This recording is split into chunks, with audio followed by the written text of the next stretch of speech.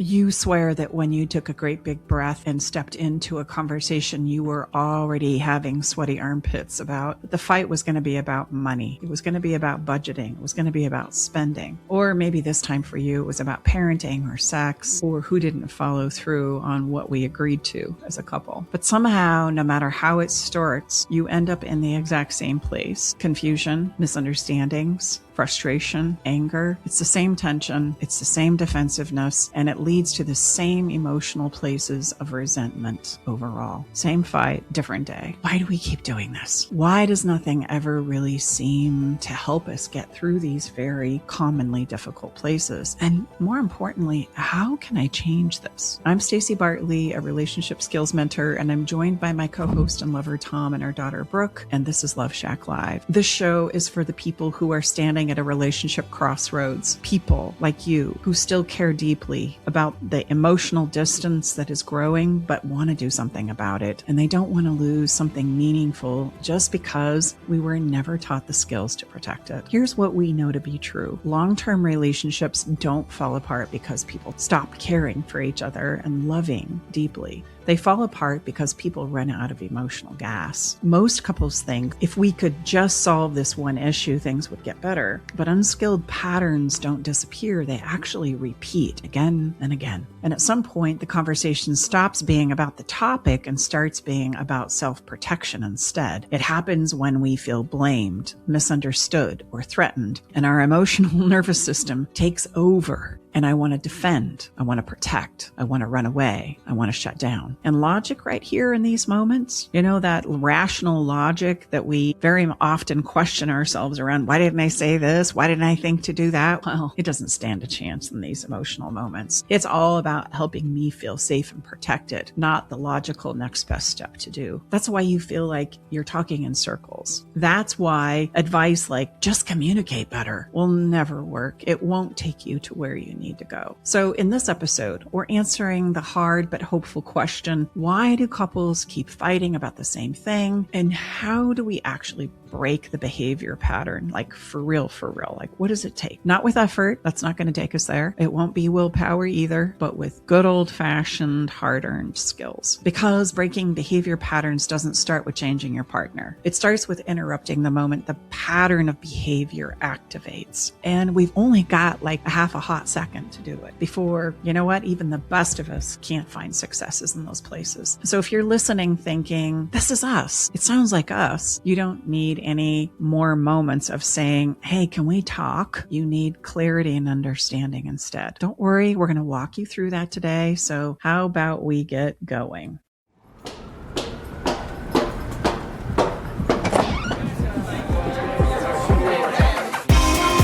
Hey, thank you for coming. Welcome to the Love Shack. I know that you swear the fight is about money, parenting, sex. There's actually 12 categories here that we as human beings deeply care about. And these 12 categories, I bet you're not even aware of, but let's stay with sex, money, kids. Those are the top three. Those are the big kahunas. I just wanted to point out that there's actually 12 of them. And so if I was aware of those 12 and I knew that these were going to be intense moments, I want you to see that's a really good thing that we're hyper aware of that, because it means that we need to move slowly and intentionally into those critical categories, right? And so what tends to happen is the category gets brought up and then everybody pounces. There's nothing slow and intentional about it. In fact, some of us don't even know what the categories are. We think it's a totally benign thing. And then all of a sudden, one of us is pouncing and the other one's going, what are you doing? But as we do this, it's the same fight, different day, same ending, generally speaking. But this same ending, it's really not the same ending because these endings will tend to, over time, start escalating. They get bigger. They get louder. They get more extreme. So it's really not the same fight, different day. It's the same thing we're fighting about. It's the same emotional places that I go. But as this marches on, the crescendo at the end becomes more and more exaggerated. And I would say the disconnection between you and your partner grows wider and wider and wider. Yeah. So what if the problem isn't what you're fighting about, but the behavior patterns that keep getting activated? What if it's not about changing your partner as it is understanding what those behavior patterns are and knowing, more importantly, what to do instead? for sure. Right. But the only way we're going to be able to change is to be able to understand the pattern in the first place. Right. I can't change what I don't understand. Here's what we commonly are aware of. What's currently happening is not working.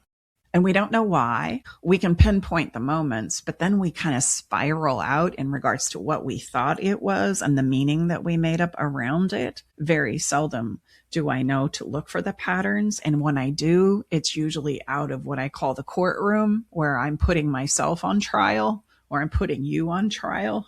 We have the judge, the jury, right? And somebody's going to be sent away or punished for a very long period of time. And that can be me and it can be you. We can't really understand the pattern if we're in the courtroom of our own mental mind sets. We have to be in the classroom instead. I have to be looking at this from a learning perspective, not a place of being on trial and needing to be punished. And we commonly handle these conversations from the punishment side, right? They're scary. We don't understand them and we don't know what to do. We know what's not working, but we don't have the other piece of what to do instead. And so until I have the other piece of what to do instead, even though I know it's a non-working strategy as a human being, I will continue to do it. And that's why we end up having the same experience. As I have these patterns of behavior that I do consistently when certain emotions crop up in me. And so does my partner. So does my partner have those same things. And so the collision that we find ourselves in when conflict happens is you're going to do that thing you do, and I'm going to do that thing I do. And we're going to go round and round and round about who does the thing. And none of that is going to take us anywhere, because we don't have the other part and piece to doing. Long-term relationships, they really fall apart because of this dynamic, not because we stop loving or caring about each other, right? That's how it feels. That's where I go. That's my biggest nightmare. But I really want to emphasize that. Like, for sure, I promise you, for whatever that's worth, after sitting with literally thousands of people, I assure you, the reason why we get so spun up and so ticked off and so angry is because actually we care so much. We love so hard. We really want this to go well. But as I continue to find myself in the same frustrating pitfall of resentment and anger and disregard, and then the things I'm making up must be true for you to say and do those things to me, are the things that I conclude as to why you don't care about me. I love you, but I just can't do this anymore. I love you. I want this to work, but I've exhausted myself trying to do this in a better way. And I can't figure it out. So I got to let go, because now I'm not okay. I'm falling apart. Yeah, sadly, I mean, you correct me if I'm wrong, but sometimes even if you can finally get to the place, okay, yeah, we got to try something different. Many times the proverbial, there's too much water that's been passed under the bridge. We can't even resource within us the energy, the currency of commitment, time, money, study, focus, practice to create the new behavior, because we're so worn out. There's been so many running out of emotional gas over time where, come on, the capacity is not there. Yeah. And that, unfortunately, is what happens for a lot of people that have been in a relationship for a while. They're spent. They are. I also want you to know it's very common for one person in the partnership, and probably the truth is that you're both doing this. You think that if you could just get your partner to stop or start these few things that they do that send you to this place where we've even kind of tapped, and then this is going to be great. And so then this is why we double down on trying to control our partners, right? I'm trying to control and feel better myself by controlling my partner and what they do and don't do. And that makes a lot of logical sense, but that's not really going to help us either, right? That is not the thing that we need to do. In fact, it's going to escalate things. Here's something that's interesting. I feel inspired to say right now. There are a few places, there are a few lines as human beings that we need to be mindful of not crossing. And we cross them all the time, especially when we don't know better. Here they are. Do not tell me what I think. Do not tell me how I feel. Do not tell me what my intentions are. And do not tell me who I can become and what I can change and what I can't. Do not do that. Those are fighting words. You want to step into a really great fight? Go ahead and challenge one of those things. Take it on because you think you know better than the person you're talking to, and you're going to find yourself in a shit show. I know what you're thinking. Oh, you don't even have to say it. I know what your intentions were. They're always the same, aren't they? I know why you're doing this. I want to imply to you with great love and respect that these are things you're making up to be true based on the patterns that are playing out in your relationship, not because they're in reality. Would some of that passion come from maybe past relationships in your own life, Bartley? Well, of course. And some of us will buy into it, right? Like those biggest pleasers, the kindest. I'm not saying that people who do this aren't, I'm just suggesting that if you're a pleaser, you'll go, well, maybe I don't. Maybe you're right. Maybe you do know me better than I know myself. Oh my gosh, I'm a piece of shit. Well, either way you spin it, you should not be talking about things outside yourself because those are the things you know for sure. Trying to manipulate and cause doubt in the other person, whether you realize it or not, which is our ultimate kryptonite. When someone creates doubt in us, that is the worst feeling. And it's really easy to do it to other people, especially the people that you love the most, because you know exactly what to say to do it. But like Mom too said, those are fighting words. And that's a knife and you're twisting the knife, Like we're not being genuine and sincere when we say those things. We're being very purposely sharp with our language and we're trying to get a reaction out of them. True no-fly zones. But we all are doing them in our effort to control my partner, fix my partner so that I feel better. It's kind of funny that you're saying this because I just put a note in my phone that I'm going to create content for our social media after this podcast called "Waiting for Your Partner to Change is the Worst Way to Fix Your Relationship." And it's exactly what you just started talking about. Because so many people think just what you said. If you stop doing this one thing, then everything that I do that's bad will stop too. Well, and that thing, because it's an emotional response internally for you, all of a sudden I get you to do it in this context, but it pops up over somewhere else. And I didn't know that that was going to be the case. I just made it up that if I just get you to stop doing it in this context, and that's going to solve it for me. And then all of a sudden it shows up in a different context or in a different category, right? And it creates this dynamic where I don't realize I'm doing it as the person who's just trying to ease. It makes logical sense to me. Come on, why would you continue to do this if it hurts me, But I'm trying to remedy it in the wrong place. I need to remedy it within me because I'm the one that's feeling it. And the partner that I'm with, they're going to feel like they can't ever get it right. You told me to stop this. Well, in this particular context, it's different. I need you to do it, right? Stop doing it over here. I mean, that makes sense. And start doing it over here. I don't understand why you can't catch on to that. Well, they're not having any of the internal responses around this. They're just kind of like fumbling around in the dark, trying to figure out how to get it right. And it causes me to feel like I'm not enough for you. Well, that's the classic, as you like to say, we don't have the intel. No. I mean, you got to so the best way to get the intel is to have genuine curiosity and express it that way, asking your partner truly from a place of genuine curiosity. Now, that's a logical statement, but I know, me included, when we're not so logical in how we're behaving, we're going to get really, really snippety and it's not going to be so genuine. You get my drift. I mean, we can be a real ass. I mean, let's just be honest, myself included. But there's a reason why I'm an ass and you shouldn't be one. I know why I'm an ass and I'm entitled to be an ass. And so you shouldn't be an ass. You hear me? So unskilled behavior patterns don't simply disappear. They actually repeat and they actually escalate over time. Yep. This pattern of behavior between us becomes very, very sensitive. It's not a big deal in the beginning. It starts out as a little teeny tiny thing that I think is just fine. And then over time, it starts to be like sand in a shoe. I can't take it anymore. There's any whiff of it. I swear, I'm going to get you. You're going to pay, you little varmint. And both of us are doing it, right? So it's really important that we really recognize that it really is a behavioral pattern of what we do as humans when uncomfortable and awkward emotions fire off internally for us. And then I do that thing I do. That's what I call it. We all have one. We come by it rightly. It's nothing to be ashamed of, but it does not bring out the best in us because it is all solely focused on surviving and coping through this moment into the next. And it is heightened when I feel misunderstood, I feel accused, I feel criticized, I feel demeaned, right, or ignored, or like I don't matter, shoved aside. Like those are places and spaces where as a human being, I am going to have these emotions come up.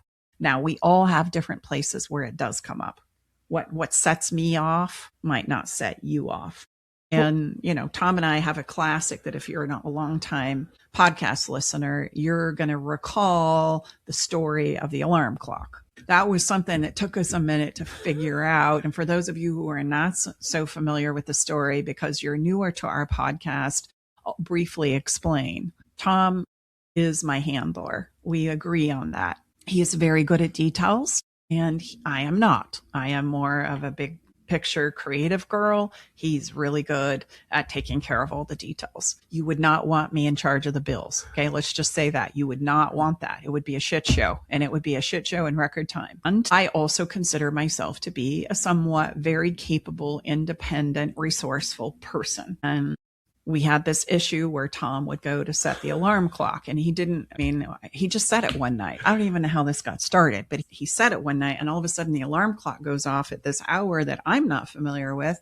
And he proceeds to tell me that based on what I had told him about how my day needed to unfold, he decided what time he should set the alarm clock. Well, I don't know about y'all, but I did not like that. Like those are fighting words, right? You're telling me what I need, who I am, right? And all of a sudden I felt very incapable. It was actually threatening my own sense of value that I consider myself to be independent, resourceful, intelligent enough to at least set my own alarm clock.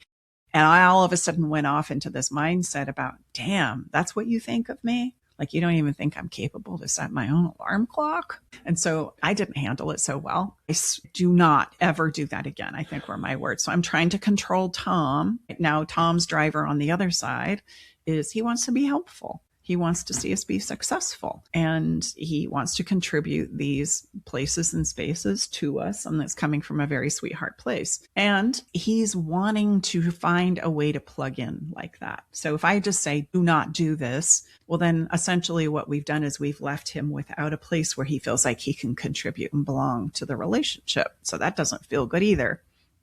And so you know what he would do? He would set it in secret. And every now and again, that damn alarm clock would go off and I'd lose my shit again. And it would start to escalate. And then we had, just so y'all know, we're in this human journey with you.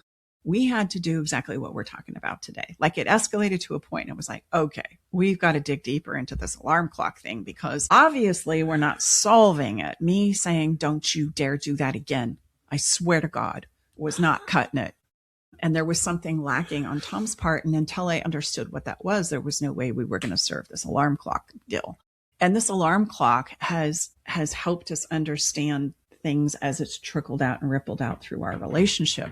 Not only better ways to help and support me, but other places where Tom feels like he's contributing to me and our work and our life together. That's important. And I wouldn't want him to feel like he's set outside of this dynamic. That would be a tragedy. And so that thing I do was colliding with that thing Tom does. And if we didn't stop and actually get to the bottom of it and understand what everyone was trying to do and accomplish in it and why it was like bringing us the emotions that it was, we would probably, well, we know we wouldn't, because at that point in time, I'd probably huck the alarm clock and there'd be a whole bunch of egregious things and it would just continue to spiral. Should I let the listener know our wonderful resolution? Yeah.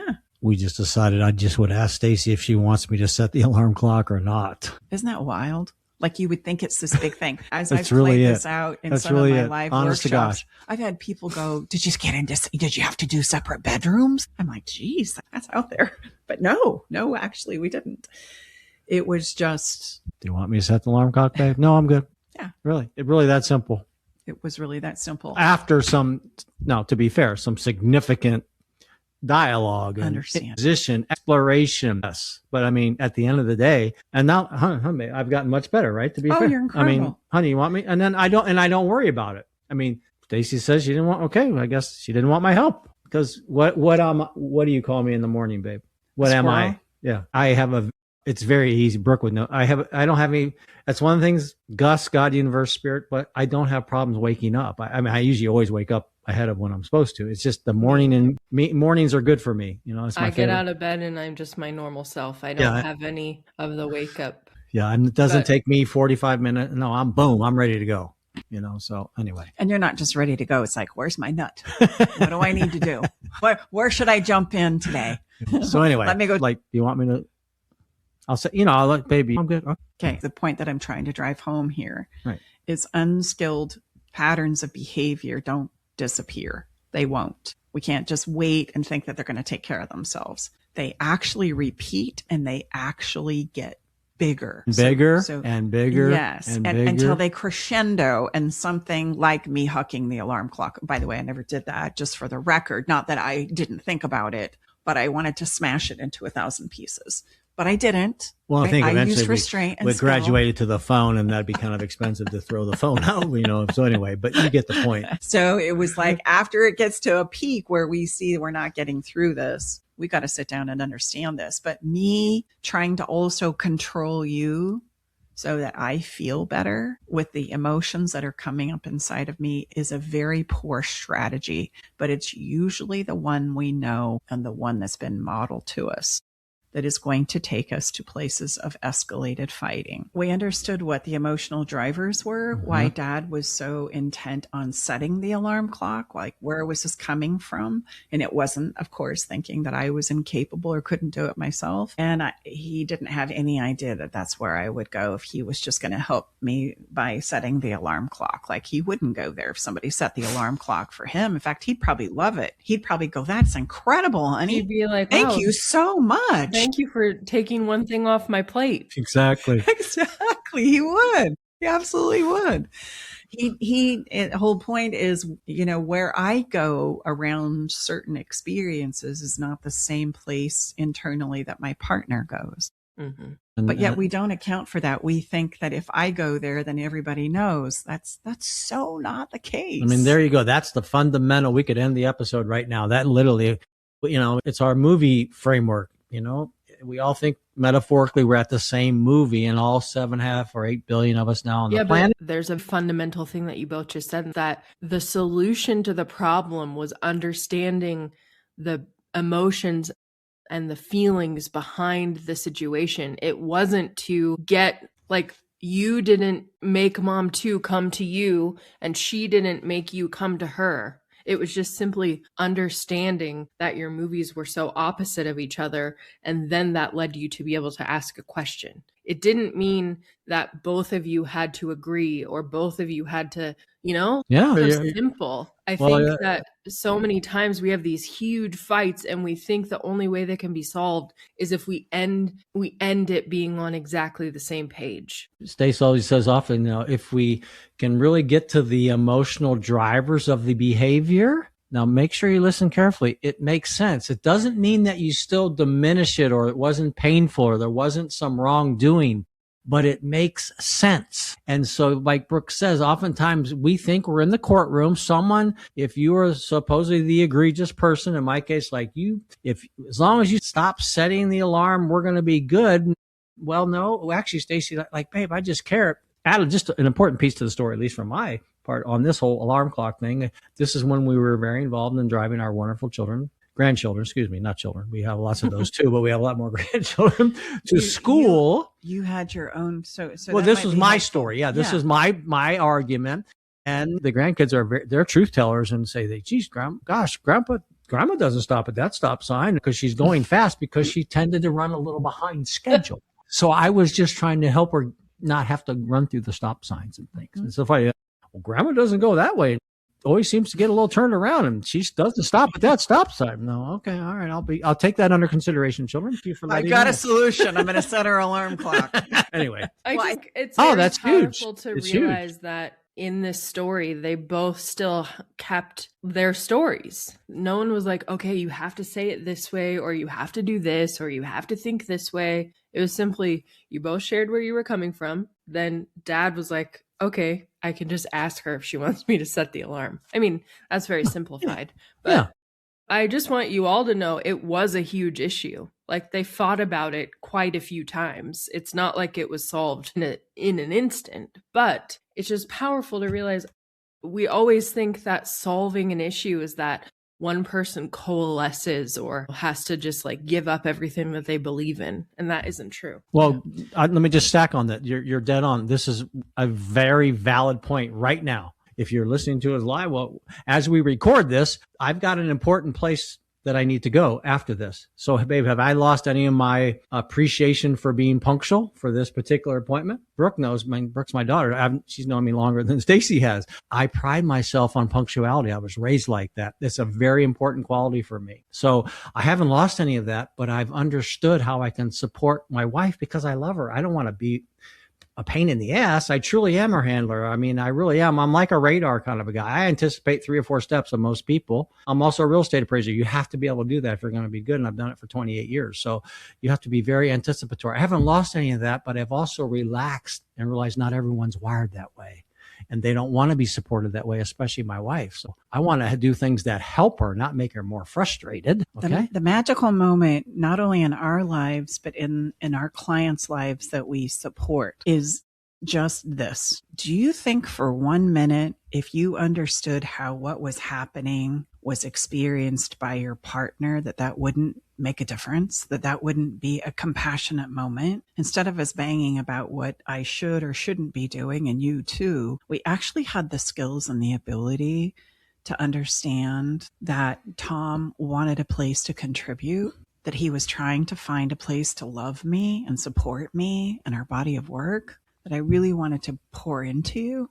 Like, that's really sweet. Like, who wouldn't love that sweetheart message? And not only that you're going to take a big, bold leap of faith, right, to try and make that happen. And then flip the roles on the other shoe. Would it be a difference maker if you understood that this thing you were trying to do to be helpful, not maliciously, because the intent is good, actually was causing your partner to feel less than, devalued, unworthy, incapable? And it wouldn't matter what the reasoning was on either part of our conversations. The impact of that and where we go will be true regardless of whether you prove to me different.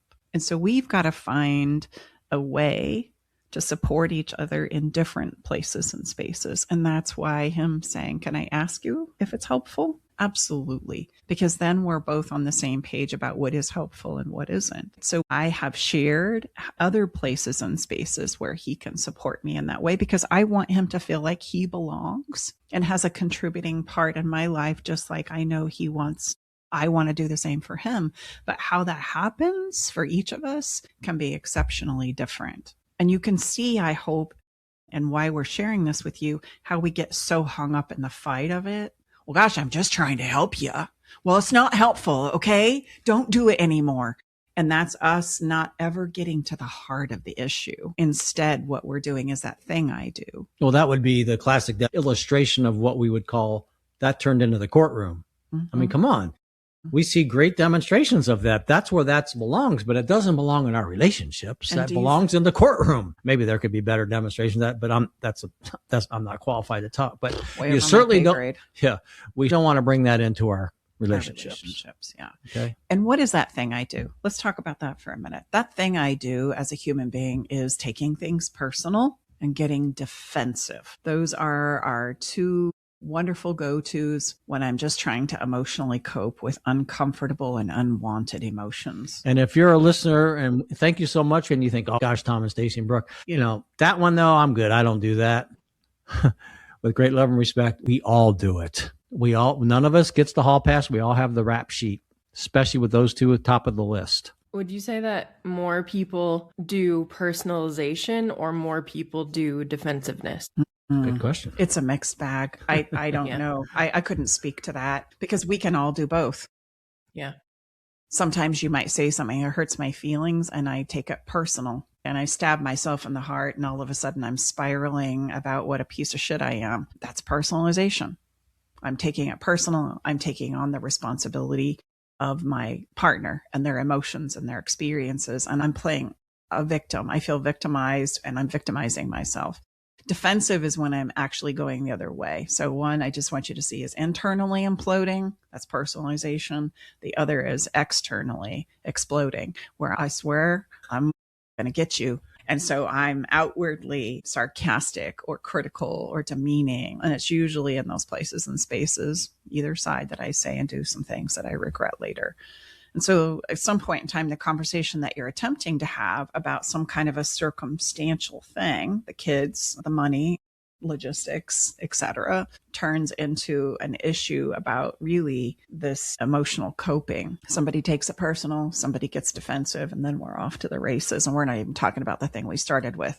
And if you ever want to know why it travels, like we're trying to talk about money, and then all of a sudden we're talking about yesterday's birthday party where you didn't dress the kids the way I wanted you to, or you slamming the car door, all of a sudden they're connected to all these other places. It's because we all have places where emotions kind of link together, like telephone poles, in these earmarked places and spaces in our minds. And so that emotion gets kicked off, and then I link it to another event. And I'm going to point back to that other event as yet evidence that what I'm saying has happened. And here we go again. And so as a human being, I'll say things like, well, that always happens when, or this never happens because, and I'm linking those emotions that I probably don't know how to speak about very well to other events where I felt that too.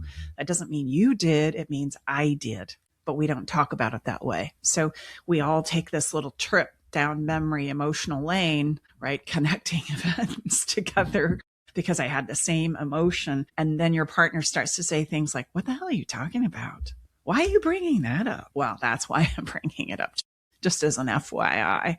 And so the conversation can quickly get derailed because your partner's going to do the same thing. Your partner's going to start linking their own emotional pinpoints on their emotional maps. And we end up fighting about things that nobody understands. And oh, by the way, one last little thing I'll point out here is a principle. We've covered a few of them here.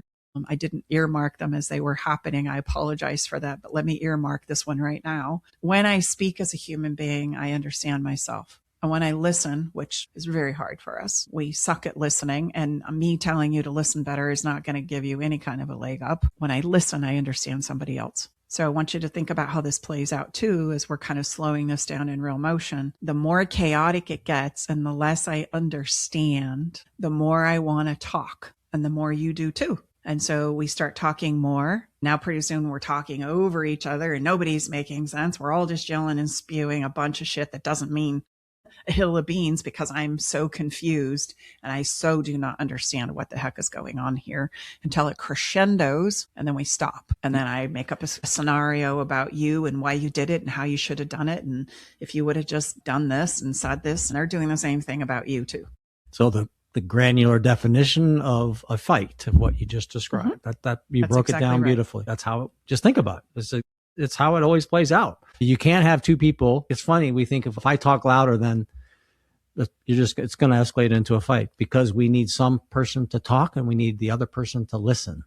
And if there isn't a listener, we have a fight brewing. And you know what? I think it's a funny thing too. I even catch myself doing this when we travel in Italy. You're trying to have a conversation with somebody and they're speaking back to you in Italian. And I notice that my voice goes up, like it's going to help me. It's going to like, what are you saying? And so it's this classic intuitive place where we talk more and we talk louder and we think that that's going to give us some clarity in regards to what it is that's actually happening. But then we can make up some terrible things about why we're doing that as a human being. And of course, once we feel attacked or misunderstood or confused, this is getting kind of a sign for go time for the majority of us. Okay. Fight, like somehow that's game on. Like that's going to take us somewhere. And then we start doing all the things I told you we have no business doing. I'm going to tell you what you meant. I'm going to tell you what you're thinking. I'm going to tell you what you're feeling. I'm going to tell you what you can be and why you do it. Like I'm going to tell you a whole bunch of things about yourself. But what I'm not doing is telling you about me. And I want to take you back to the story of the alarm clock. I can't believe we talked about the alarm clock again on the podcast, but we do. It's a great example. If we take this back to the solution of the alarm clock story, can you see, I hope with some newfound clarity, why we didn't have a prayer's chance in hell of ever getting to what it is we actually describe to you from this mechanism that we commonly do? Like we would have gone round and round and round and chased our tail for a very long time until something egregious like smashing the alarm clock, or worse, God forbid, took place, because it just continued to escalate and escalate and escalate and escalate. And the more I stayed in the emotion of, oh my gosh, you really don't value me. You really do think I'm a derelict. It's going to start popping up in other places. I'm going to go there when you're trying to make me a meal. I'm going to go there when you're folding the clothes. I'm going to go there when you took out the trash and I was going to do that. And then it's going to make dad start doubting himself and be like, oh, do I think that Stacy can't do these things, or am I doing this because I care? Like it literally, like weed, like grows vines into actually good things because this pervasiveness has changed the energy between the two of you, you know? And I just want to point out, Mom too said, I'm telling you everything about you, but I'm not telling you about me. That struck me, and I want to make sure we focus on that for a second. Meaning she could say, you know what, when you do this, this is how it makes me feel. That would be telling you about me. This is where I go in my mind when you do this thing. When you say this, it makes me think of this. Is that true? Those are helpful things to say to slow things down and prevent it from going into a fight, or if it has turned into a fight, slow it down so that you can de-escalate rather than saying, when you did this and you feel like this, you know, like there's a big difference there. And now you have to do this. When it really landed for me, I just said, babe, my God, it's just what I do. I mean, for heaven's sakes, I truly want to help you. So I said, my gosh, that's the opposite of that's like a total 180 of my intent here. Like, I'll never set another alarm clock again for you. Tell me how else I can support you. And that question was key. Let's just slow this down again.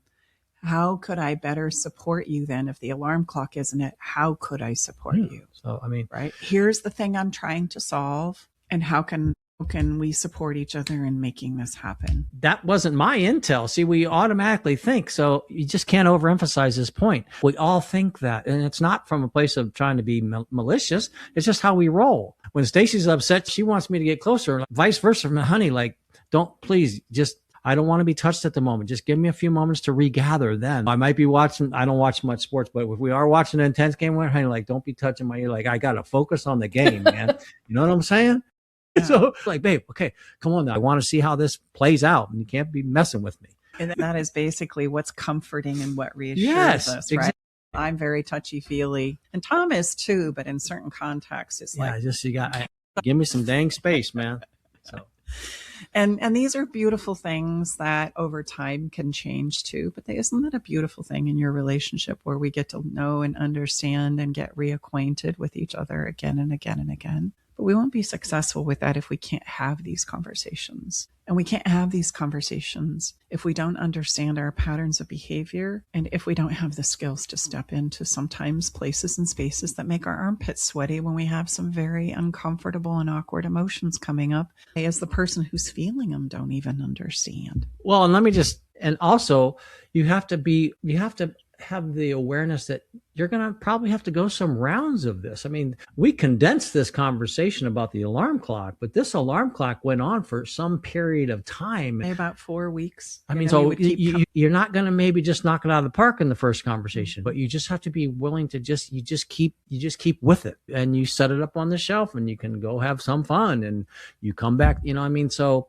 because we're learning about ourselves as it's unfolding. Yes. Exactly. That's why sometimes we can't solve it because we don't understand it enough yet. And so it repeats, and then we get to understand it a little deeper. The thing that I will say is it didn't escalate. It didn't continue to escalate to where we were taking it out on each other. The emotions and the experience would come back around, and we would have another conversation about it, because we were learning about ourselves as much as we were learning about each other.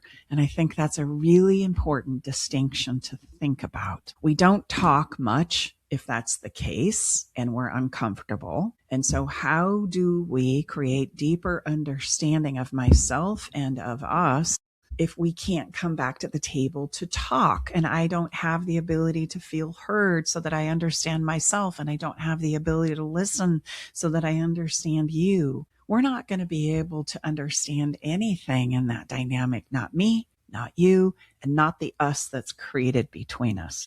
And one more thing that's coming to mind right now, like even now, I mean, to be 100% transparent, Stacey and I used to say when we first started, in the spirit of full transparency, it's hard for me to imagine that Stacey, how could Stacey feel that like that? I mean, like even now, I've been with this woman 15 years. It doesn't matter. The fact is that if I continue to do that, I'm degrading her and not supporting her. It's taking the opposite direction. So it really doesn't matter that Stacey doesn't find it to be supportive. I can't overemphasize that. We have to, like, oh gosh, that's interesting. I never would associate you feeling like you're not capable. It's simply, it means we get so hung up. Like we will spend years arguing. How could you feel that way? Does it really matter? It doesn't serve the person you love. And every time you say it, the person feels yet misunderstood Again. It goes back to the things I said. Don't tell me how I feel. Don't tell me what I'm thinking. And don't tell me the intent behind it and what I should do. Do not go there, because I'm just going to feel minimized and dismissed, even if you don't agree with me. So your opportunity is to understand me. Yet I don't need you to agree with me. I just need you to understand what comes up for me. Yeah, that was a perfect kind of conclusion of the point I was trying to make earlier, Dad, was you still to this day have not joined her side, and she hasn't joined yours. Exactly. But like, it's not an issue because you both understand that what you both said, you respect it. Doesn't matter that Dad thinks that that's a really supportive thing and Mom too thinks it degrades her. Like, you just agree that that's how you both feel, and you've come up with solution. And I don't know why that's so hard for us to do in relationships. It's so easy for us to say, how could you feel that way? People say that so often. Yeah. You don't really need to know how I could feel that way. The reason I feel that way is because of all the life events that have led me to this moment, and you haven't lived those. The point of relationships is not for us to feel exactly the same way. It's to be able to understand that we can feel differently and it's okay. Cross-pollinate the information. Here's the why. I just want to insert that. Right. Why do we do that as a human being? Because I'm defending my perspective and I'm taking what you're saying personally. Yep. Somehow it's my fault if you feel less than, so now I'm going to personalize it in our case. Or now I'm going to get defensive, right? And I'm going to show you that you need this alarm clock set, so I'm going to set it more, not less.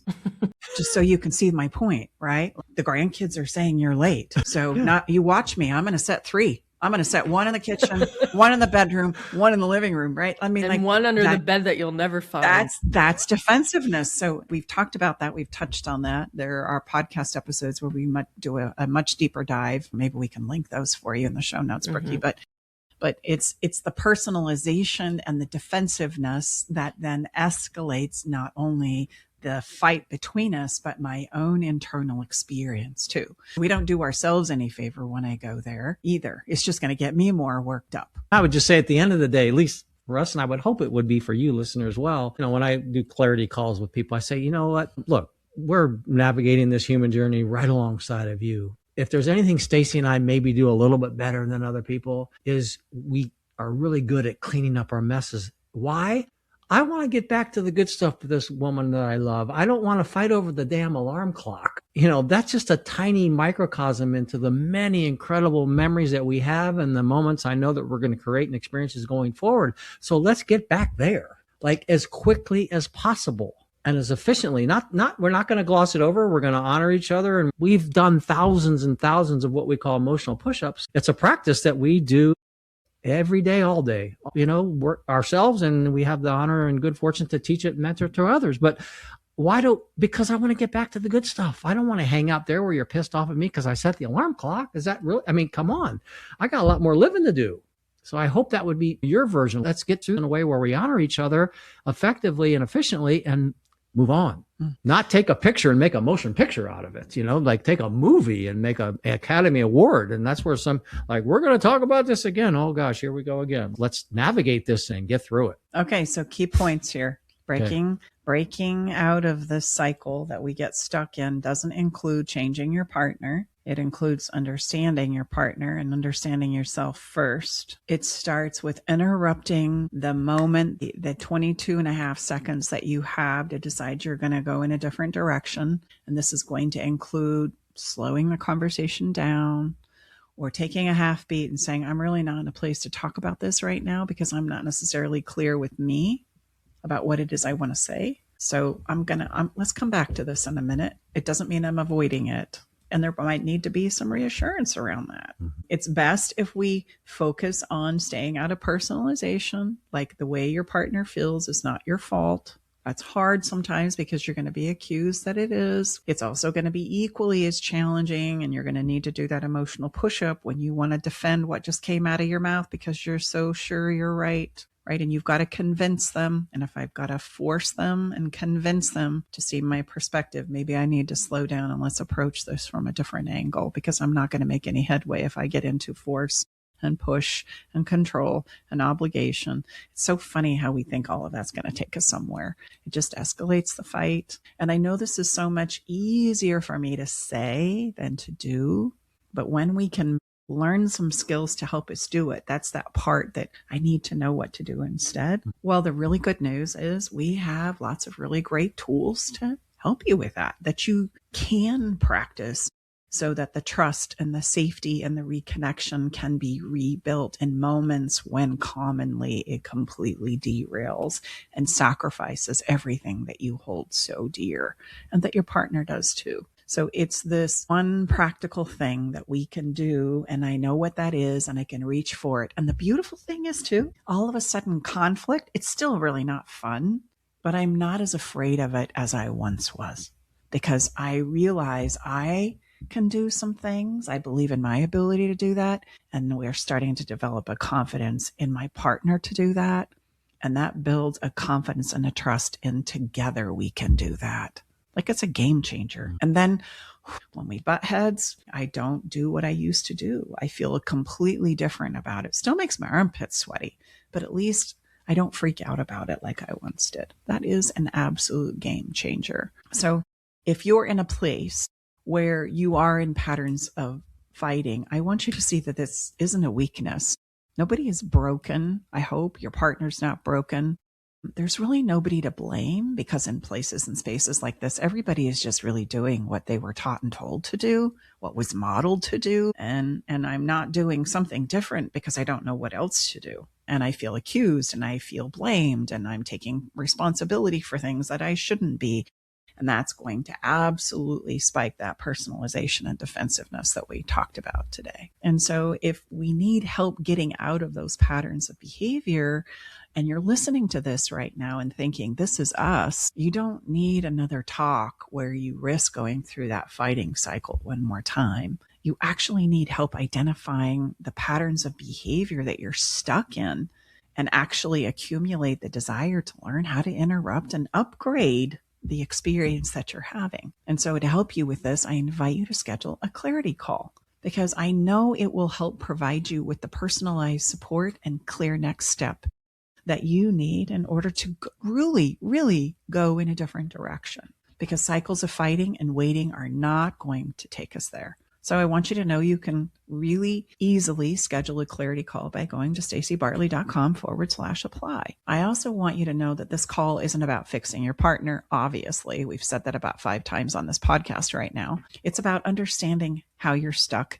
and more importantly, how you can move forward in a better way so that you can start to touch and experience those things that we've talked about here. Trust, safety, rebuilding connection. Maybe you have an alarm clock story of your own. You never know. Yeah. Well, and we're going to hope that you do. It's comical for us to look back on how intense those moments were.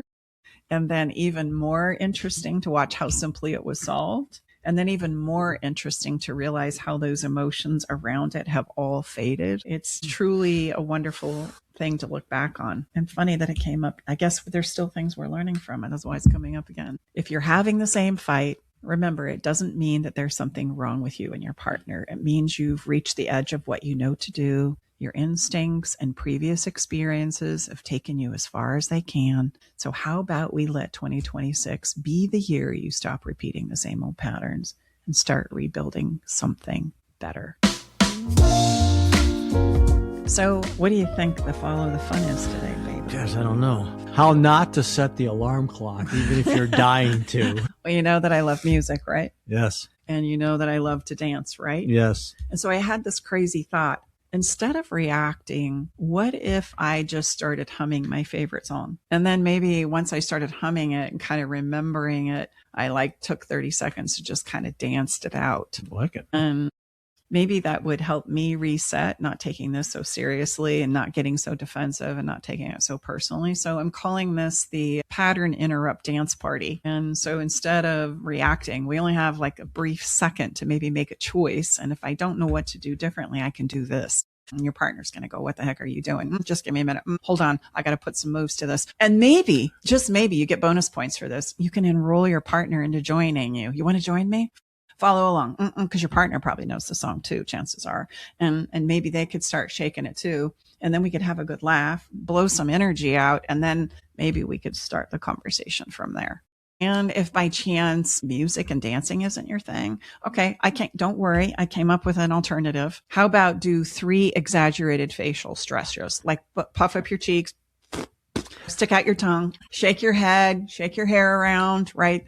And let your nervous system kind of settle a little bit before this is going to help us take a half beat before we launch into that same old narrative. And gosh, we want to celebrate with you. So how about you find us on socials and tag it Pattern Interrupt Party so that we can clap you on and cheer you on. And, yes, you did it. That's so incredible. And if you do that, I'll send you a picture of Tom and I doing a dance interrupt too. We'll share photos. How about that? Our song for today is a song by Post Malone called Circles. And to me, it perfectly spoke to that human tendency that we find ourselves spinning and spiraling in the same circles again and again. That same old moment feels like the same old fight, just a different day. And you can check this out on our Spotify account, at Love Shack Live playlist, and on our podcast website page. Thank you so much for being here inside the Love Shack with us today. And for those of you who are ongoing listeners, thank you for enduring yet another conversation about the alarm clock. And if this conversation has moved or helped you feel just a little more seen and has given you something to think about, please consider sharing it with somebody that you care about. And if it's helped you personally, we would so appreciate you leaving us a review. Last, before we go, remember, love isn't enough, but skills are. I hope that reassures you. Learn them, practice them, and live them. Bye-bye for now.